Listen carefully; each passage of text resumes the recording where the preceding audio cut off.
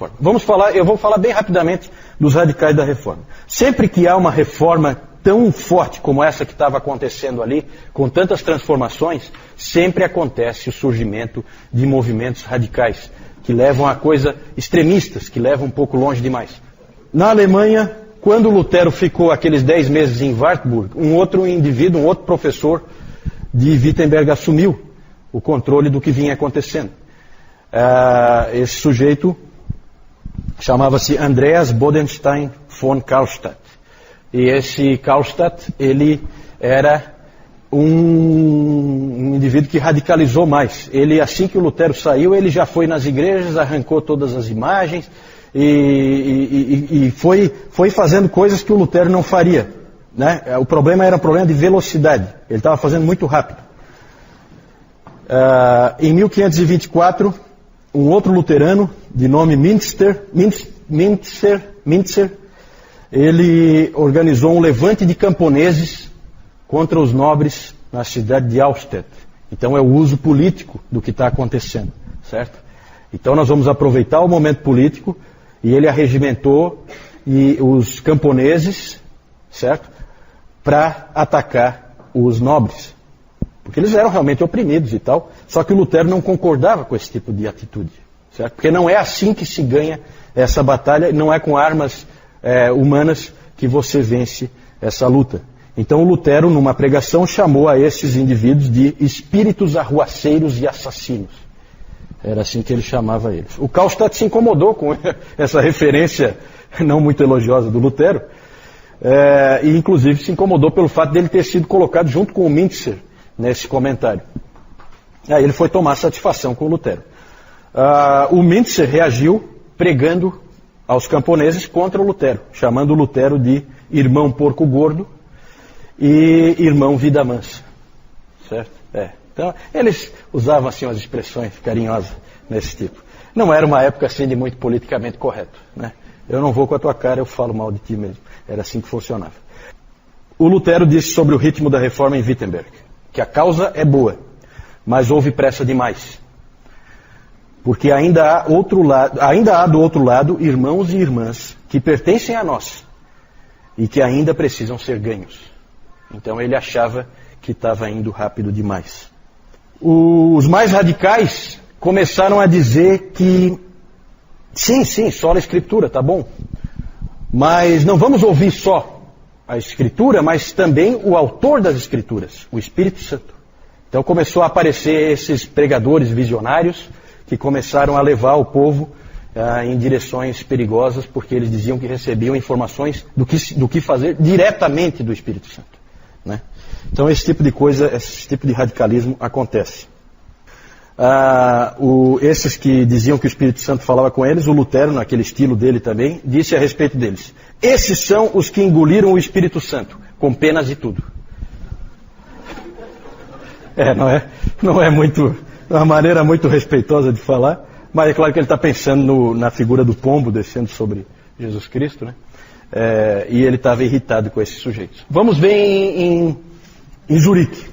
Em Zurique, em 21 de janeiro de 1525, um sujeito chamado Konrad Grebel, ele batizou um outro homem, de nome George Blaurock. E esse George Blaurock depois batizou outras pessoas. Tudo bem, até aí tudo bem. O problema é que esses indivíduos já tinham sido batizados quando eram bebês na Igreja Católica. Certo? E isso gerou um problema do tamanho do mundo. Porque batismo só pode ter um. E esses indivíduos estavam batizando pela segunda vez. São os anabatistas.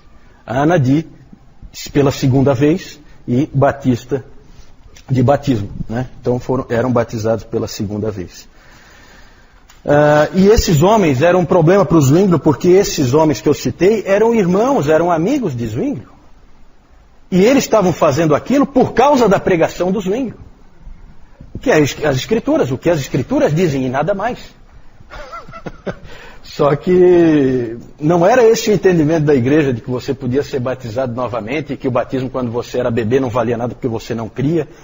E então surgiu esse movimento anabatista, contrariando séculos e séculos de um pensamento diferente. Eles foram sempre perseguidos eles foram perseguidos tanto pelos católicos como pelos protestantes. Esses indivíduos sofreram muito, esses anabatistas.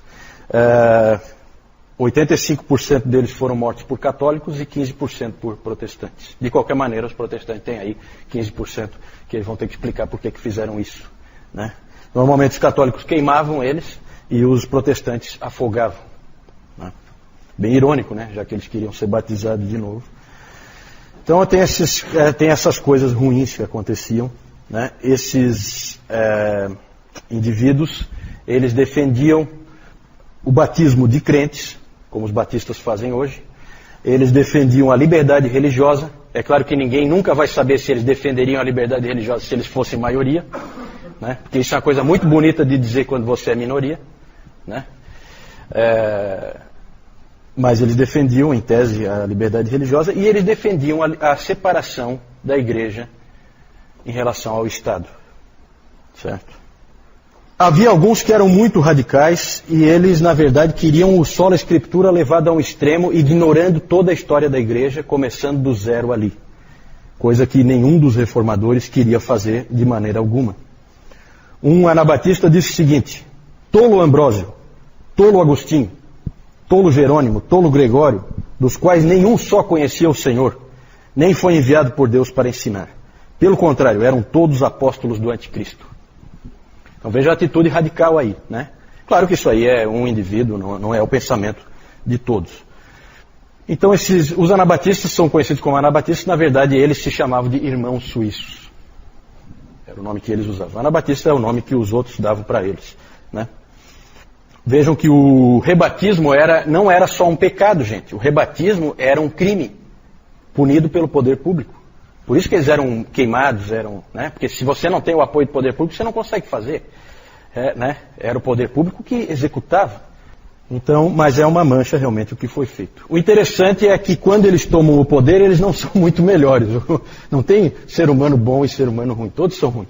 Quando eles assumiram essa cidade de Münster, eles assumiram o controle dessa cidade, os anabatistas.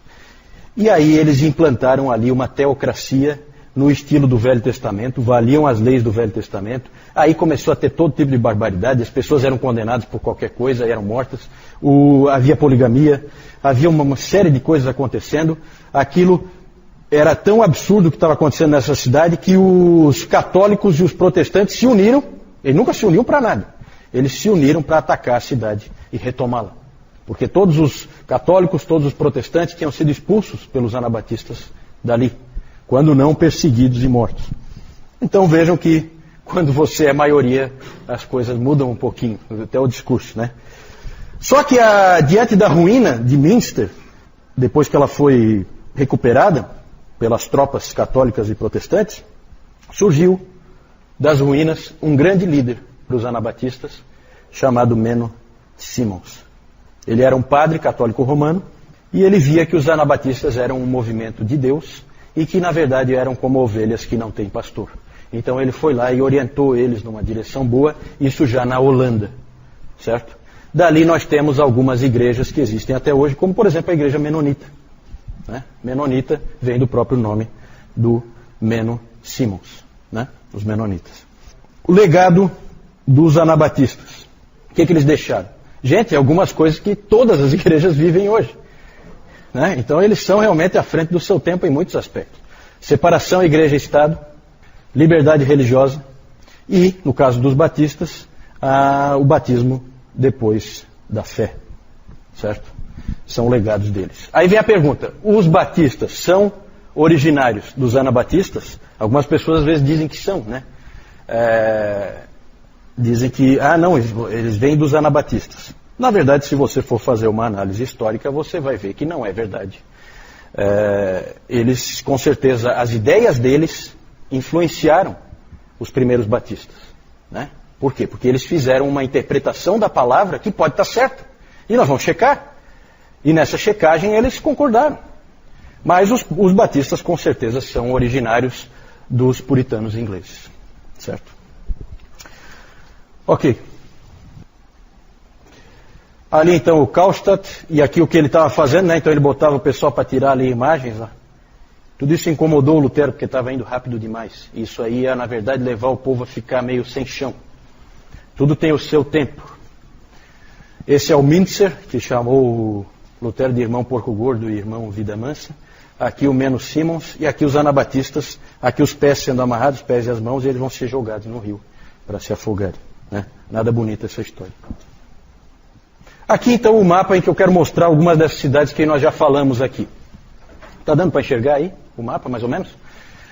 Então aqui um pedaço da Europa só, né? Aqui embaixo a Itália, né? A bota da Itália aqui, famosa, Mar Mediterrâneo, a França, a Suíça e a Alemanha. Então é bem claro aqui que do Renascimento a coisa migra para o norte, certo? Aqui é Florença. Aliás, desculpa, aqui é Florença. Aqui é Florença, onde estava o Savonarola, onde estava o Michelangelo, o Leonardo da Vinci é um florentino. Aqui é Milão, também é uma cidade importante no Renascimento, então aqui o norte da Itália. Aqui, lá em cima, no norte, é Wittenberg. Aqui, essa cidade, que número tem ali? Acho que é Worms ali, né? É, Worms. Worms. Então aqui que Lutero teve que se apresentar. Aqui, bem no meio da Alemanha, fica Wartburg, o castelo de Wartburg, onde ele ficou então, ele foi aqui capturado e foi levado para lá, ficou aqueles 10 meses. Certo? Aqui, essa estrelinha aqui, 4, é Marburg, onde houve o encontro entre Lutero e Zwinglio, e que eles não se entenderam. Certo? Que mais? Aqui Zurique. Zurique fica aqui próximo à fronteira com a Alemanha. Certo? E aqui embaixo Genebra, próximo à fronteira com a França. Tanto que Zurique é Suíça de fala alemã e Genebra é Suíça de fala francesa. Aqui é Paris, só para vocês terem uma ideia, para ter uma localização de onde fica Paris. Aqui essa cidade é Estrasburgo, na fronteira com a Alemanha. Já vamos falar dela daqui a pouco, então já estou mostrando antes. Aqui é Roterdã, onde estava o Erasmo. E aqui é Münster, onde os anabatistas tomaram o controle da cidade. E o Menos Simons depois levou então os anabatistas para a Holanda, porque realmente é muito próximo. Certo?